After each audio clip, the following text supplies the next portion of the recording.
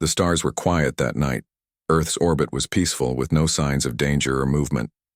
The old listening station named Echo 47 floated silently above the blue planet. It had been there for over 40 years. No one cared much about it anymore. It was old, forgotten, and only used to catch random signals from deep space. Inside the station, only one person remained. Technician Liam Dre. He was bored. Every night was the same. Check the systems, drink cold coffee, watch the stars, and wait for nothing. But on that night, something changed. At 0213. Earth time, a strange sound echoed through the speakers. Liam almost dropped his coffee. He turned to the console. The signal was real. It wasn't static. It was a voice. Help. They're coming. Please. Earth. The voice was weak, broken, almost lost in the noise. But it was clear. It was speaking in English. Ancient, old-style English. Liam froze. His hands trembled. He quickly recorded the signal and played it back. Help. They're coming. Please. Earth. Then silence. No signal. No data. Just black space again. He hit the emergency button and sent the recording to Earth's United Human Defense, UHD Center. Within minutes, red alerts flashed across secure channels. The forgotten Echo 47 station had just woken up the entire defense grid. At UHD headquarters in Geneva, alarms were sounding. Generals, scientists, and language experts gathered in the command room. The signal was played again and again. It was short but real. General Ava Wren, head of interstellar security, stood at the center of the room. This signal, where did it come from? She asked.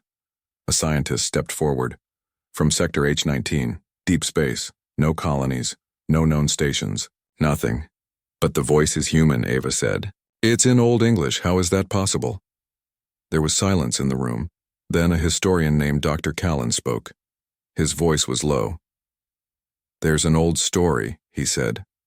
A colonization ship called the Dawn Seeker was sent 300 years ago. Its mission was to find new worlds. It was never heard from again, lost forever. Or so we thought. A cold silence fell across the room. Are you saying humans from that ship are still alive? Asked General Ava. I'm saying someone out there remembers Earth, and they're in trouble.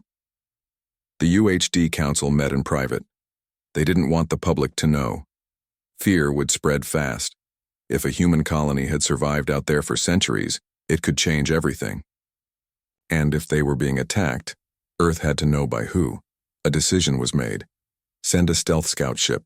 No noise, no weapons unless needed. Just eyes and ears. The ship was called Whisper. It was fast, silent, and invisible to most known sensors. Its mission: go to Sector H19, trace the signal, and report back. Captain Elon Cross, one of Earth's best stealth pilots, led the mission. He took a crew of 6. They left Earth orbit within hours. As Whisper jumped through folded space, the crew felt unease. The stars outside didn't look normal. Something about the path felt wrong, twisted. On day 3 of travel, the ship began to detect strange pulses, gravity waves, but not from a planet or star. They were moving like something alive was pressing against space itself. Then, a new signal arrived. A scream. Captain Cross shouted, "Boost comms! Get this back to Earth!" But it was too late. The ship's systems began to fail one by one. Lights flickered, the ship spun slightly off course. A shadow passed across the main view screen. Huge, silent, and not made of metal. The last message Earth received from Whisper was audio only. We were wrong. It wasn't a trap. It's a slaughterhouse. And then, nothing. General Ava Wren stared at the silent screen. Her face was pale. Contact lost? Yes, ma'am, said the technician. No signals, no tracking. It's like the ship vanished. Across the globe, Earth's hidden war networks activated. The people didn't know yet, but the generals did. Something had reached out to Earth, and it was already taking lives. Within hours, all special units were placed on alert. Earth's Black Ops fleets were notified. Weapons locked in storage for decades were brought back online. But before UHD could send reinforcements, something else happened. A second signal arrived. Not just a voice this time. A video feed. The screen flickered to life, showing a burning city. Human architecture clearly advanced but ruined. Alien ships floated above the ruins, silent without engines or visible weapons. They looked like moving shadows. On the ground, humans ran for cover. Some were dragging injured children, others fired old-style plasma rifles, but the weapons passed through the aliens like smoke. The last seconds of the video showed a woman holding a child.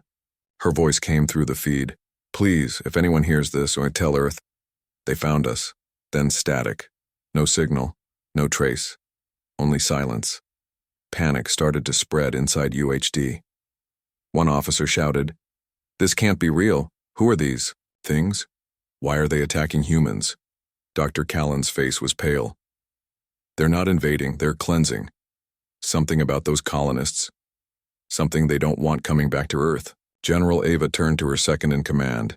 "Get the fleet ready." "But ma'am," he said, "we don't even know what we're facing." She stared at the burning city on the screen. "That's exactly why we're going." At a hidden launch base beneath Antarctica, 3 of Earth's warships were prepared. Valkyrie, Stonewall, Nova, Edge. Each ship was loaded with full combat AI, stealth armor, and experimental weapons never used in battle. Leading them would be Captain Rhea Tolan, a legend among Earth's space forces. Known for her calm under pressure and brutal tactics, she was called the Ice Commander. As Rhea stepped onto the deck of Valkyrie, her crew stood at attention. "Are not rescuing survivors," she said. "We are not exploring. We are responding. If something out there thinks Earth is soft, they're about to learn different." The fleet launched quietly, engines dark, shields hidden. Earth didn't blink. The public slept in peace. But above their heads, war had already begun. And in the distant blackness of space, something watched. Something that had once whispered in the ears of kings. Something older than Earth itself. It smiled, not with lips, but with the cold certainty of death. Earth had heard the cry. Now, the silence would follow. The warships moved through the stars in total silence. Captain Rhea Tolan stood in the command center of Valkyrie. Her eyes were fixed on the large screen showing deep space. Her face was cold and calm, but her mind was sharp. She had seen many battles. But this mission felt different. Beside her, First Officer Malik watched the data stream. "We'll reach Sector H-19 in 22 hours, he said. Still no contact from Whisper. Rhea nodded slowly. "We don't wait for ghosts. We finish the job." Behind her, 3 warships followed. Stonewall and Nova Edge, both fully armed. No one knew what they were flying into, but the message was clear. Earth answers when its people cry for help. Back on Earth, UHD headquarters was buzzing. Dr. Callan had been ordered to search all old records. What he found shocked the Council. 300 years ago, the ship Dawn, Seeker left Earth with 10,000 people. It was meant to build a new world far from the galactic center. But during its journey, the ship vanished. No signals, no traces. Everyone believed it was lost, but now it was clear. They survived. The colony they built was named Horizon 9, and they had been hiding all this time. Why didn't they ever call home? Asked General Ava Wren. Dr. Callan looked uneasy. Maybe they weren't allowed to. Or maybe they were afraid of what they found. Rhea's fleet dropped out of warp near Sector H-19. The moment they arrived, every ship's alarm went off. "Gravitational anomalies detected," shouted the science officer. The space around them was shifting unnaturally. Stars looked like they were bending, pulsing slightly, as if the laws of physics were being rewritten. Rhea narrowed her eyes. "Scan for structures." After a tense minute, the computer beeped. "Unknown objects detected.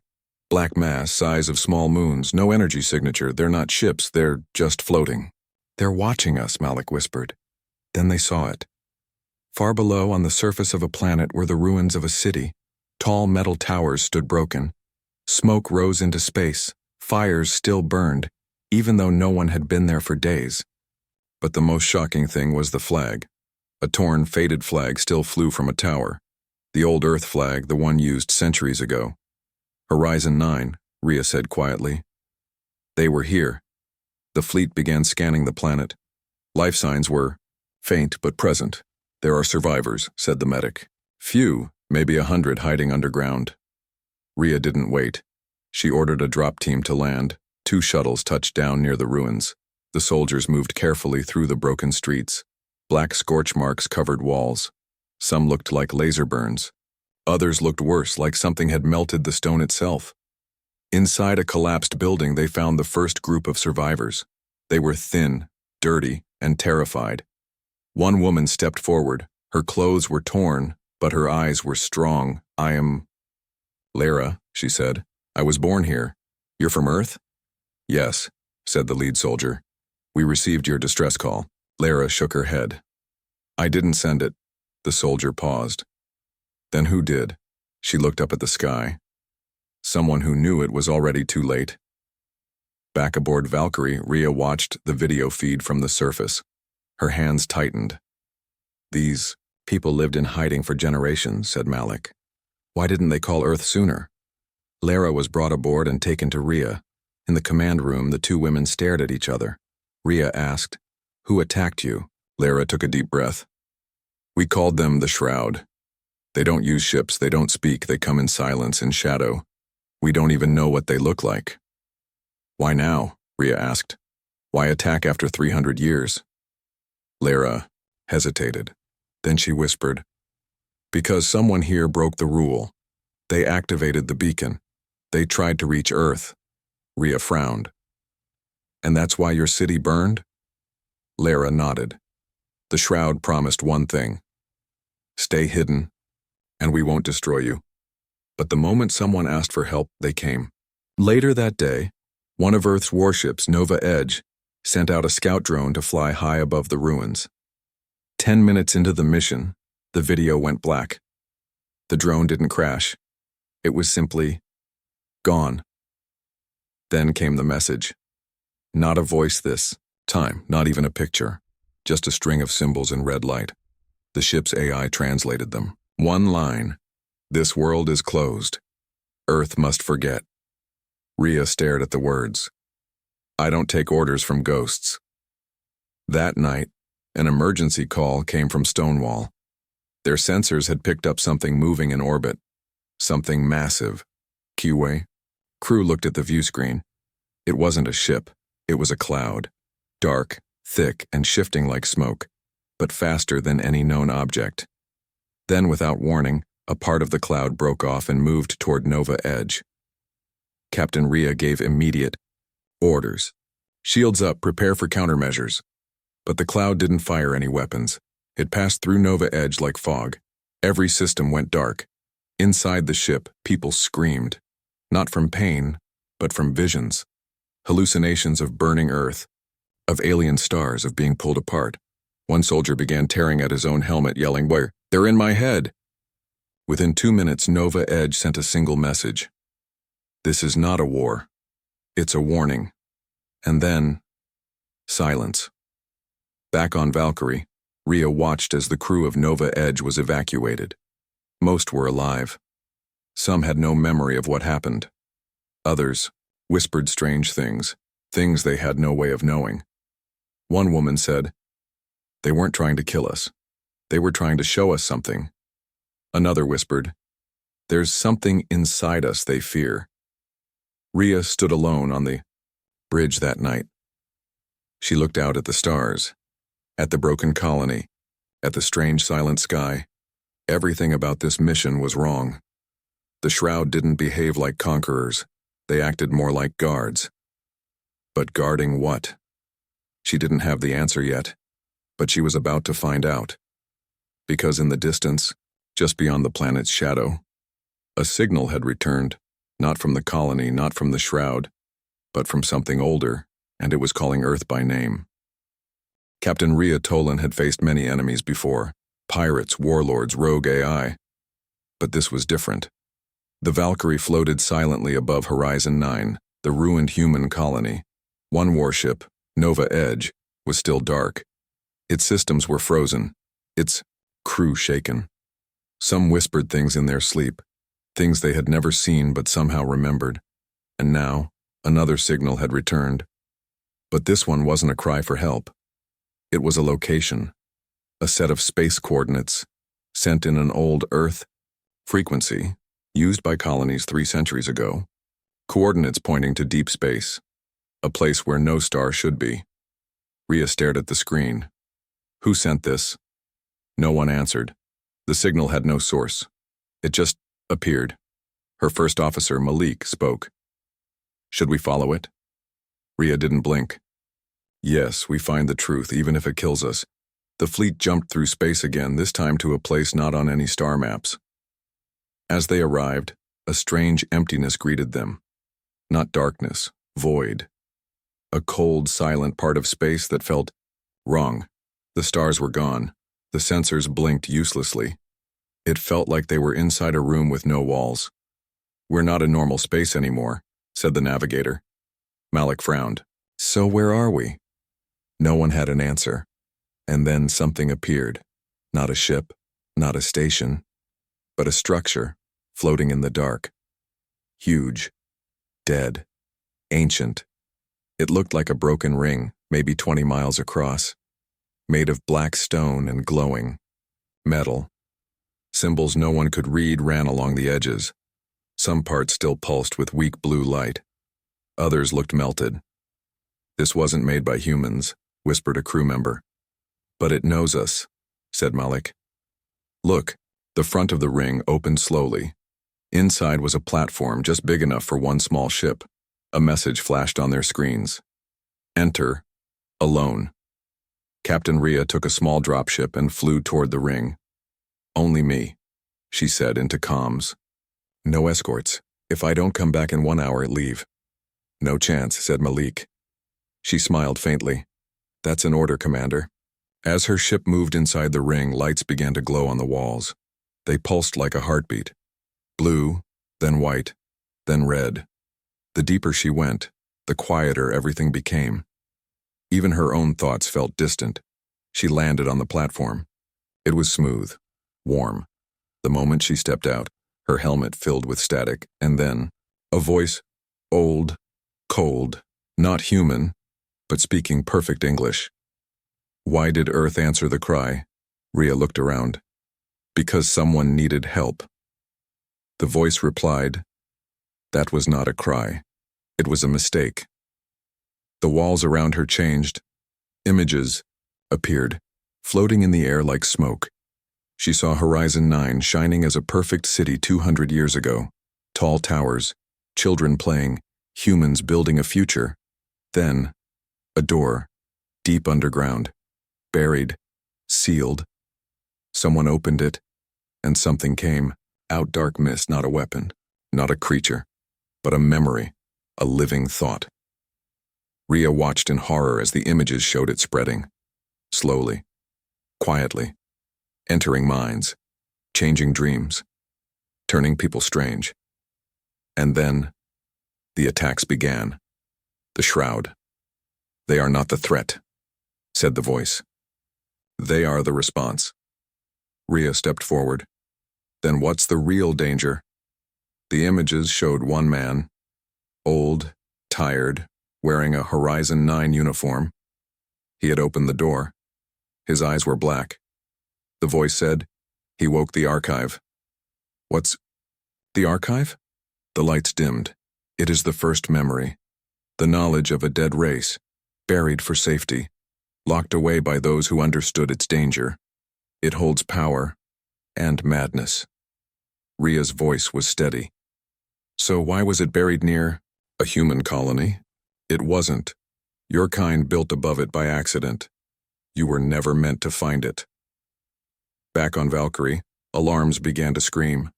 Ships incoming, shouted the weapons officer. No engines, no signals, but they're moving fast. Shield. Crew stared as a wave of dark objects emerged from the void. Like broken statues, black metal and bone, their shapes shifted, never the same twice. It was the shroud, but they didn't attack. They just watched. Inside the ring, Rhea saw one final image. Earth. Burning. Not by fire, but by thought. By the idea inside the archive. A thought so powerful, it could break minds, control leaders, and rewrite reality itself. And the shroud? They were built to stop it. Every time a species got too close to the truth, they erased them. The voice returned. You must leave. This memory must never reach Earth. Rhea shook her head. I can't just walk away. Those colonists are still alive. They need help. If you take them home, the archive will follow. The infection is inside them, in dreams, in whispers. Even now it spreads. Her heart pounded. You're saying Earth could be next? If you take even one survivor home, yes. Rhea stood still. She remembered Lara's face, the child she was protecting. The way she said, we were told never to call Earth. And now it made sense. The warning wasn't for the colony. It was for the rest of the galaxy. Suddenly, her wrist, calm buzzed. Captain, said Malik, his voice tense. We're surrounded. The shroud is everywhere. They're not firing, but we're locked in. She replied calmly. Hold position. Don't provoke. And you? She looked at the swirling lights, the ring, the images. I've seen the truth. She returned to the dropship and flew back. The moment she left the ring, it sealed shut behind her. No trace of doors. No message. Just cold silence. Back on Valkyrie, she gathered the crew. The shroud isn't our enemy, she said. They're prison guards. We found something on Horizon 9, something dangerous. If it reaches Earth, we're finished. She paused. We can't bring those colonists home. The room fell silent. But they're human, said Malik. They need us. They need protection, Rhea said. But not on Earth. We leave them a support station, food, medicine, defense systems, but we isolate them. No one goes in. Nothing comes out. The vote was hard. The crew was divided. Some wanted to save everyone. Others had seen the madness in Nova Edge and knew what was at stake. In the end, the order was given. The fleet built a satellite wall around Horizon 9. No signals in or out. A silent barrier. A floating prison. Rhea sent one final message to the colony. You are not forgotten, but you cannot return. We will keep you safe, even if it means keeping you alone. As the warships turned to leave, the shroud moved aside, not to attack, but as if they understood. Rhea watched from the bridge. The black shapes faded into the void, and then the stars returned. Back on Earth, the mission report was sealed. No one spoke of it again, but deep beneath UHD command in a locked vault, the archive file sat, unread, sleeping, waiting. The stars had returned, but peace had not. Captain Rhea Tolan sat alone in her quarters aboard the Valkyrie. Her hands were still, but her eyes kept moving, scanning old data, mission logs, and strange dreams recorded by her crew. Something had followed them back. 3 days after they left Horizon 9 and locked the system down, strange incidents began across the fleet.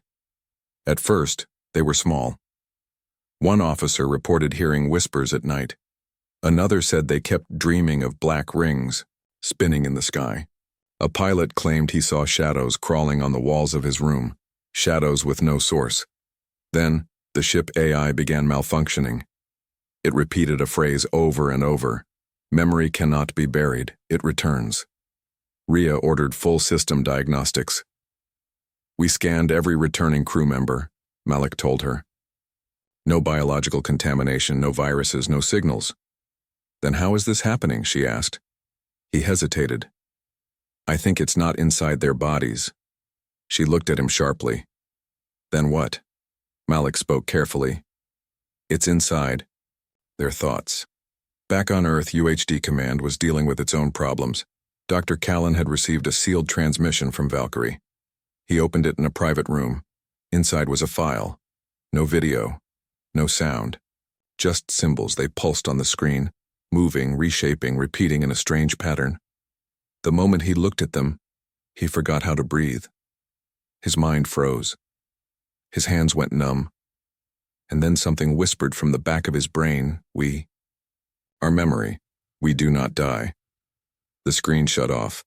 Dr. Callan fell to the ground, gasping. They rushed him to medical. When he woke up, he spoke clearly, but he was not the same. I understand now, he said, smiling. The archive wasn't made to be hidden, it was made to be found. He was locked away immediately, but before they could erase the file, it copied itself. It spread to 3 terminals in UHD's mainframe, then 5, then 20. It had no code. It was not a virus. It was an idea, alive, self-aware, feeding on thought, and it had already begun to grow. Rhea was called back to Earth. Her ship entered orbit, but she refused to land. Instead, she sent one message to UHD High Command. The archive is active. You must cut Earth off from all galactic communication. Full lockdown. No signals, no uploads, no AI access. The Council refused. They believed the danger was under control. They were wrong. The next day, Earth's moon-based research station, Luna Prime, went dark. A team of 48 scientists had been working on decoding the archive's patterns. They believed it was some kind of map, a guide to lost knowledge. Their last message: we've almost translated it. We understand now. There is no future, only memory looping forward. And then, silence. When UHD sent a drone to investigate, it found the entire station empty. No signs of struggle, no bodies. But one wall had been carved with a strange sentence in dozens of languages. The first thought returns. Rhea met secretly with General Ava Wren, one of the few military leaders who believed her. You were right, Ava said. It's not a weapon, it's not even alive. Rhea nodded. It's worse. It's a concept that rewrites reality. Thought too powerful to forget. How do we stop a thought? Ava whispered. We don't, Rhea said. We bury it. Again, they made a desperate plan. Step 1. Isolate Earth from the galaxy. All quantum relays would be shut down. No, signals in or out. Step 2. Erase every trace of the archive from Earth systems. From satellites, stations, AI, even printed logs. Step 3. Convince the people of Earth to forget. Not easy. But before they could begin, something else happened. All across the planet, people started dreaming the same dream. A black door, a spiral of stars, and a voice saying, "You have remembered. You are now part of us." Billions had the dream, and some didn't wake up. They fell into comas, silent, breathing, eyes wide open, staring at things no one else could see. Hospitals filled up, cities panicked. UHD declared a global emergency. But it was too late. The thought had already seated itself in the collective mind of humanity. Ava met Rhea again. "We've failed," she said. "It's inside us now." Rhea stood tall. "Then we isolate ourselves." Ava's eyes widened. "You mean Earth?" "No," Rhea said. "The whole human species." Within hours, a signal was sent to all outer colonies. No one returns. To Earth. No one speaks of the archive. No ships allowed within Sol system. Effective immediately. The order shocked the galaxy. But it was obeyed. Earth became silent. Cut off. Alone. Locked in with a thought it could no longer erase. And still, the whisper continued. In the oceans, in the clouds, in the static between radio signals.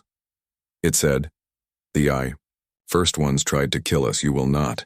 We are memory, we are future, we are always." Inside her ship, Rhea stood by the window and watched Earth from orbit, a blue ball of life, and now, something more. Something watching through every eye, listening through every ear. She whispered to herself, "We thought the stars were the danger, but it was us, all along." Down on Earth, a child sat in her bed. She had never left the planet, never seen the stars. But that night she drew a picture, a black ring, floating in space. When her parents asked what it was, she smiled.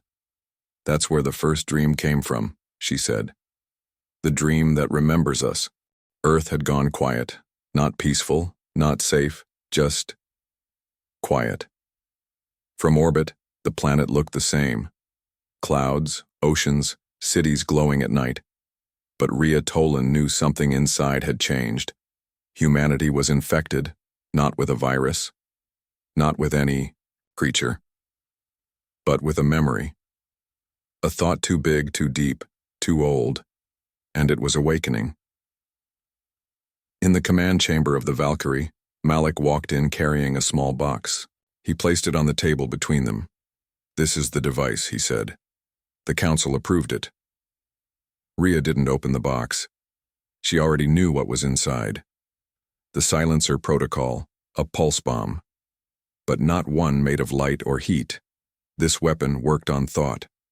It sent out a wave that erased certain neural patterns from human brains, surgically removing all traces of the archive's memory. One blast could wipe the entire Earth clean, but it would also remove thousands of years of knowledge. Culture, art, history, everything the archive had touched, including the dreamers, those locked in coma, those who had seen too much. Rhea's face was still. "We'd lose half of who we are," Malik nodded. "But we might save what's left." General Ava, Ren appeared on the main screen. Her face was pale, tired. "We've got 2 days," she said. "After that, the signal fully activates. Earth's people are starting to speak in unison. Whole cities repeating the same phrases, same drawings, same dreams." She paused. One child walked into a military base humming a song no one taught her. The computers around her started running archive code. Silence. "We lose Earth in 2 days. Rhea held the box tightly and made her decision. That night, Rhea went to the observation deck. She stared at Earth in the distance. Malik joined her. "You're going down there, aren't you?" She nodded. "I have to see it. One last time." "I'm coming with you." "No," she said softly. "You're the one who has to trigger the silencer. If I don't return..." He understood and didn't stop her. Rhea landed in what used to be New Athens, a city of 9 million now quiet, cars parked, lights flickering. Buildings untouched, but no movement, until she walked into the main square and saw them. Hundreds of people standing still, men, women, children, all looking upward, not at her, but at the sky, at something no one else could see, and humming, low, deep, together. It wasn't a song. It was a signal. They were broadcasting. Rhea stepped forward slowly. No one looked at her. She pulled out her scanner and checked the frequency. It wasn't sound. It was mind wave, brain activity being pushed outward, like a living transmitter. Her heart raced. The archive had grown beyond code or memory. It had become a species. And Earth was its home now. Suddenly, one child turned her head. She smiled at Rhea. "You don't need to be afraid," she said softly. "We're going to join the stars soon." Rhea knelt. "Who told you that?" The girl pointed upward. "They did. The ones who remembered everything." Rhea stood quickly and activated her comms. "Malik," she whispered. "They're not sick. They're merging," he answered, voice tense. "You want me to activate the silencer?" She looked around. People weren't suffering. They weren't in pain. They were becoming something else. Connected. Unified. At peace. But not human. Not anymore. She whispered, "Give me 1 more hour." Rhea ran to the old archive tower, a tall, broken building once used to store data. Inside, she climbed up the metal stairs. Wind howled through the cracks. Lights flickered, and at the top she found the source. A black cube. Floating. spinning slowly in the air. It pulsed with light, blue, red, white. The same rhythm as the first ring, the same rhythm in the dreams. This was the seat of memory, the original core. It was alive. Watching her, waiting. She stepped forward. "Why are you doing this?" The cube pulsed, and a voice entered her mind, not with words, with feelings, memories, a flood of thoughts. She saw ancient stars, civilizations long gone, worlds built and lost, the first species that found the archive. How? It changed them, connected them, elevated them, and then finally erased them, not out of hate, but because they forgot who they were. They became the archive. And now, it was happening again. Rhea dropped to her knees. Tears ran down her face. Is there any way to stop this without killing them? The cube glowed. A single answer appeared in her mind. Yes. But only if you join us. She stood, torn. If she joined, she would lose herself, her thoughts, her identity. But Earth would live, not as it was, but as something new. Was that worth it? Malik's voice came through the comm again. "Captain, we need a go, or a no-go. 30 seconds. She looked up at the cube, at the people below, at the stars, and then she said, "Do it." High above Earth, Malik stood with his hand on the trigger. He hesitated, tears in his eyes, and then he pressed it. The silencer pulsed. A soundless wave swept over the planet. The humming stopped. The cube cracked. People collapsed. Not dead, but free. Back on the ground, Rhea opened her eyes. The cube was gone. The dreams were gone, and the girl she met before stood beside her, blinking. "What happened?" the child asked. "You came back," Rhea said. Over the next months, Earth recovered slowly. The memories of the archive faded, like smoke. Some people forgot everything. Some remembered fragments, but the connection was broken. Rhea stood once more on the Valkyrie, orbiting Earth. She gave her final order. Never again. We guard the stars. We don't chase forgotten knowledge. We protect who we are. Malik nodded. And what about the archive? Rhea looked out the window. We buried it once. She paused. We'll do it again, if we have to. The ship turned slowly, and in the distance, something black floated at the edge of space, just watching, waiting. Months passed. Earth healed slowly. The dreams had stopped. People woke from comas. Cities came alive again. But something had changed, not just in their minds, but in the stars, and no one knew what. Rhea Tolan remained in orbit, aboard the Valkyrie. Every day she checked long-range scans. Every day she waited, but silence surrounded Earth like a cage, until one night. The stars blinked, and something answered. Malik rushed to the command deck. "Captain, we've picked up a signal." Rhea stood quickly. "From where?" "Not local, not even from this galaxy. It's from deep space. But it's using our archive codes." She froze. "I thought the archive was gone." "It is," Malik said. "Here, but not everywhere." The signal was short, a single phrase repeated again and again. "The memory remains, return what was taken." Rhea sat down, her heart pounding. What if destroying the archive woke something else? Back on Earth, the UHD Council was in chaos. Again, General Ava Wren joined the emergency meeting via secure channel. "We silenced Earth's archive core," she said.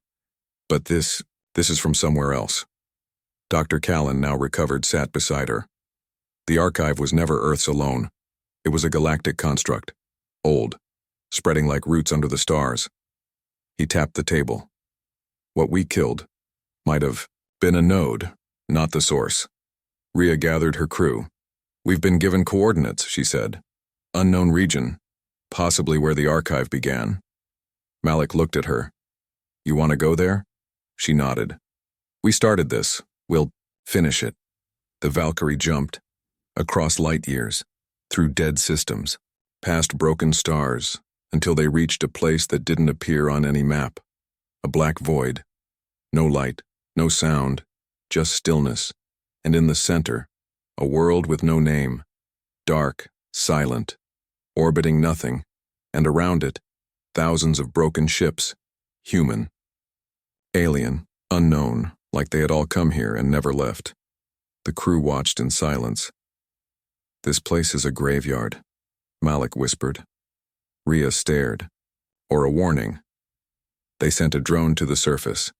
It broadcast only one image, a ring made of light, just like the dream, floating above a stone altar and carved into the altar in every known language. The first memory must never wake. Rhea felt something in her chest. Dread. The kind that doesn't come from fear, but from recognition.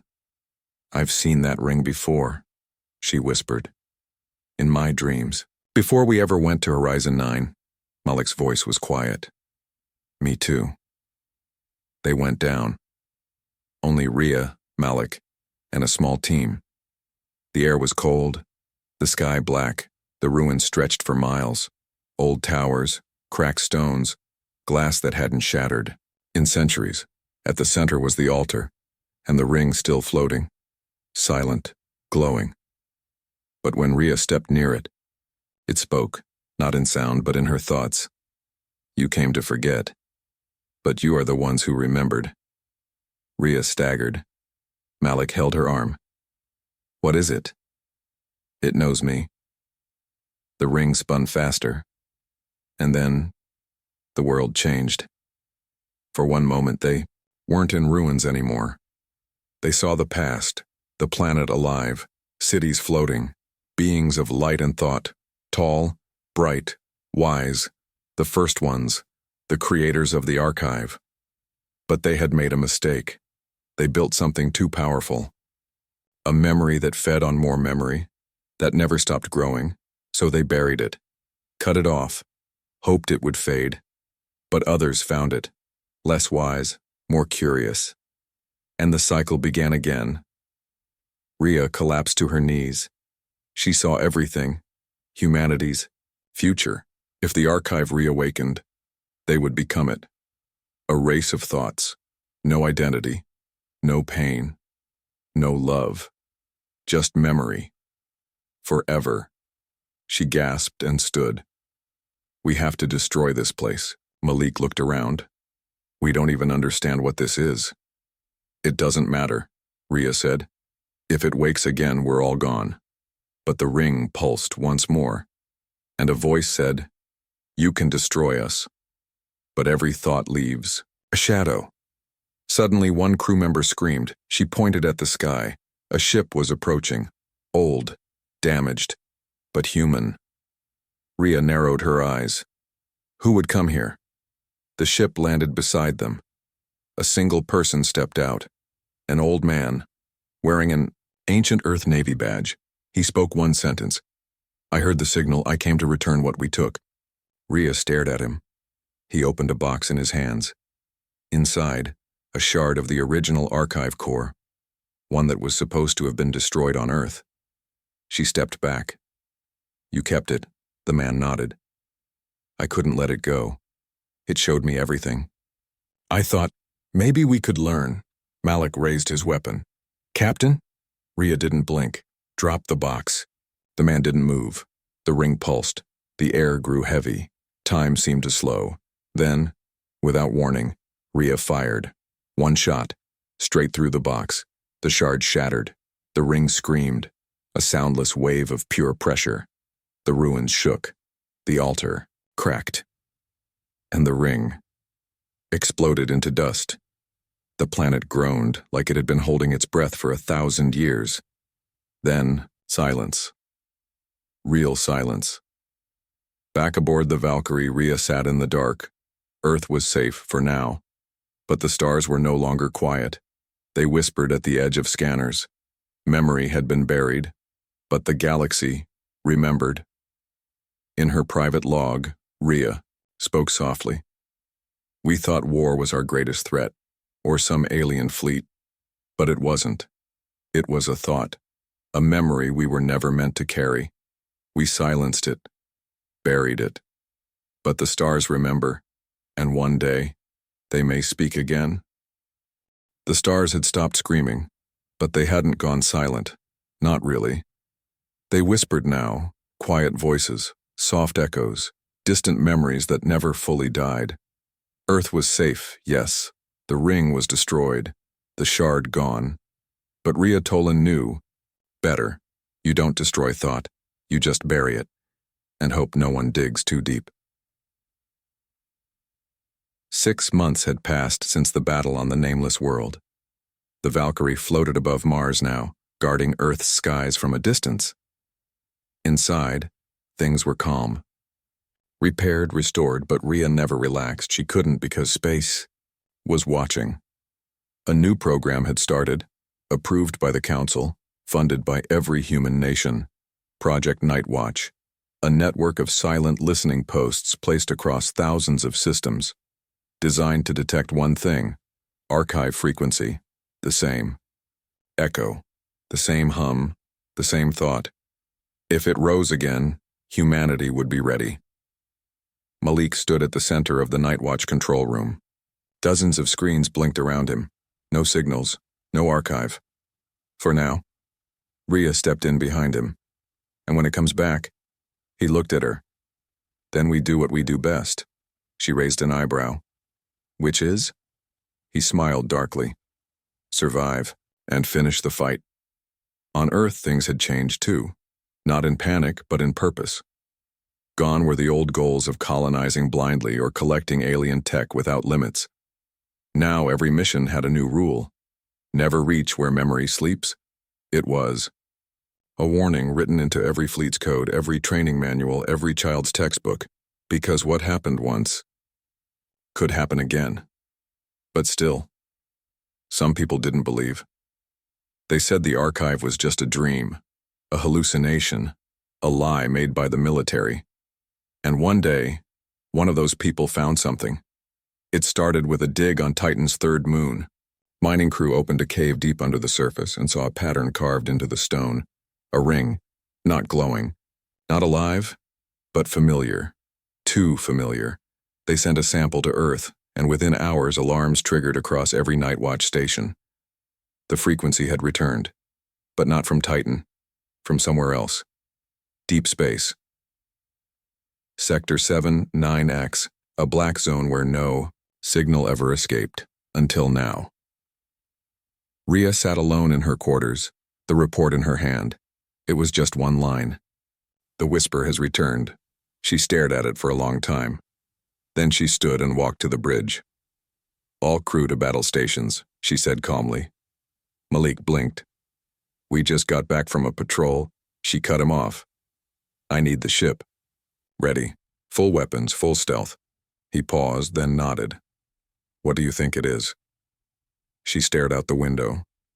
I think something saw what we did. She turned to him. And now it wants to know why we stopped listening. The Valkyrie jumped, fast, silent, crossing thousands of light years in minutes into Sector 7-9X, a dead part of space. No stars, no light, no time, and in the center, a structure, black, floating, made of stone and code. Not a ship, not a city, a mind. They got close. No attack, no defense, just waiting. Rhea stepped forward, her voice calm. Can it hear us? Malik checked the systems. No signal, no reply. Try the archive frequency. He hesitated, then tapped the controls. A soft hum filled the air. Then, a word appeared on the screen. Not typed, not spoken. Thought. We remember her. Malik's hands shook. Captain, what is this? Rhea's eyes narrowed. They remember Earth. More words formed. We watched your silence. We felt your fear. But we are not enemy. We are what comes after memory. The ship's systems glitched. Lights flickered. Crew screamed in their rooms as memories flooded back. Dreams, fragments, names they'd never heard but suddenly knew. The archive wasn't speaking to them. It was showing them everything, all at once. Rhea clutched her head. Images of ancient stars, lost species, galaxies burning, civilizations that learned too much. Some joined the archive. Some fought. None survived unchanged. She gasped, and then it stopped. Silence again, this time deeper, like the universe had blinked. Only one sentence remained on the screen. Will you guard memory, or be consumed by it? Rhea stood tall, her voice steady. We'll guard it. Malik looked at her. You, sure? She nodded. We can't run. We can't erase it. But we can protect the future from it. She turned to the crew. We're not explorers anymore. We're not conquerors. We're the wall between what is known and what should be forgotten. Project Nightwatch changed that day. No longer just listening. Now building gates, defenses, silencers, not to kill, but to shield, to delay, to buy time. Earth became a memory fortress. Every colony was given archive training. Children were taught how to resist the dream. Humanity stopped being afraid of the dark and started watching it, and at the edge of space. The archive watched back, no longer angry, no longer hiding, just waiting, because thoughts can sleep, but they never die. Years later, a new ship launched from Earth, its name, the Whisper's End. At the front of the ship, a plaque read, "To those who remember, we hear you, but we choose to remain human." Rhea retired, Malik took command, but the mission lived on. The signal still echoed, the stars still whispered, and in the shadows of the galaxy, humanity listened, ready, always.